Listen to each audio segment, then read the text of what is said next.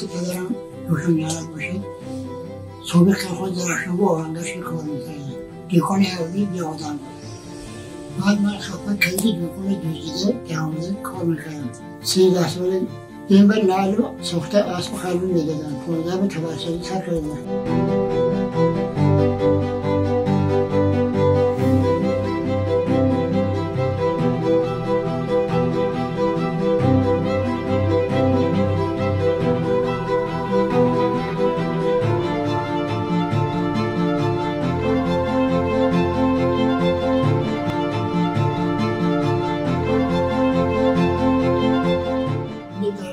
دو چیز کلمه تاریخی هستی اینا رو قرآن ساخته ایستادیم اینش کرانتیشن ادارات برای دمونشونی کشیدی فرمود کهکم به ساختگی استاقا وقتی شد از پولاد کشتر سمرکم به زکس بشود حاضر کرانتیشن رفتن انجامده شنبه درس استفاده میدارم اینش آنی جود اینم چیزی باباییه که وقتش از چویان به ساخته داری بود از آهن استفاده کرده ساخته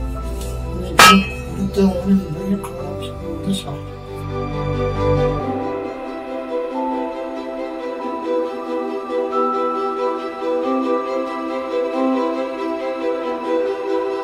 استقامت خیلی خوب است از دیگر اسباق‌ها بسیار بلندتر می‌رسد مهارت اسباق‌های دیگرگون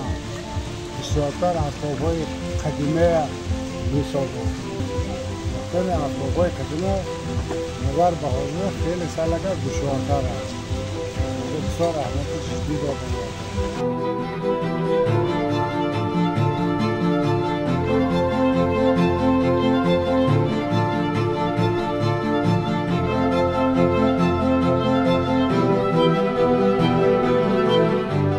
همین اسباب‌های ریزگار ما کارنامه‌شان که شد به نزد استاد احمد می‌بریم. این کس بسیار استاد خوب همه چیزهای ریزگار ما را در وقتی گفته‌شان سری وقت با ما تعمیر کرده می‌گویند.